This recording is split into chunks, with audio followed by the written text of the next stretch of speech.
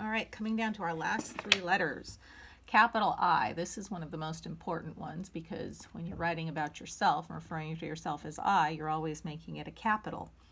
An interesting tidbit about capital I is I somehow learned to make them backwards when I was learning cursive in third or fourth grade, and made them backwards my entire life and didn't realize it till I started teaching cursive.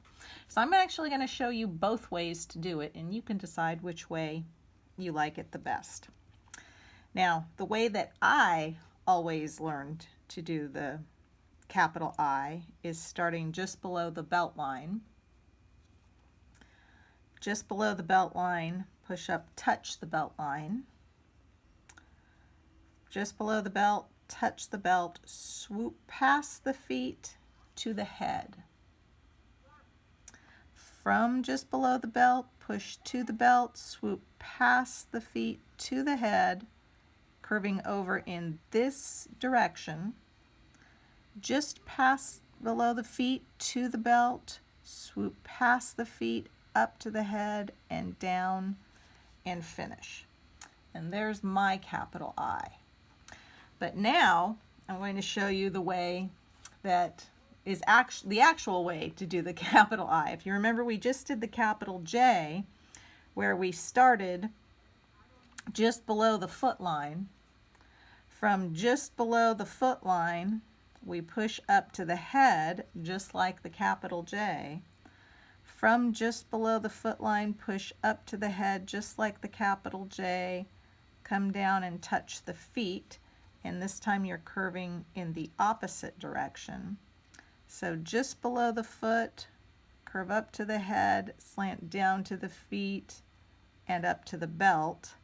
And you can see where we're going from here, up to the belt and finish. So I'll do a couple more both ways. My way is starting below the belt, and I like it because I'm moving forward as I do it. You can see that these are probably much neater because this is the way that I've been doing the capital I for my entire life. And then a couple more going the opposite direction, similar to the way you would when you're doing the capital J. This way just feels backwards to me, but it does work in the same direction as the capital J. So try a line of either one and see which one feels most intuitive, most natural to you. It really doesn't matter which one you use as long as your I's come out correctly. So capital I is a word in itself. We can also do the state of Idaho, capital I. See, if you do it my way, you can attach the D. D, A, H, O.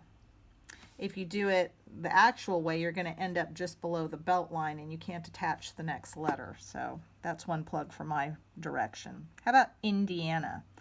I,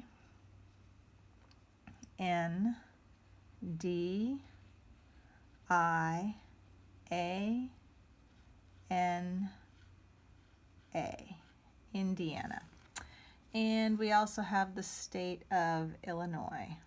I, L, L, I, N, O, I, S. You might be wondering why there's an S on the end of Illinois when you don't hear it, and that's because it's a French word. And in French, if the last letter is a consonant, it's usually not pronounced. So there's a little language lesson for you also. So have fun with your capital I's. Make your choice about which way you would like to do them and stick to it. Great job.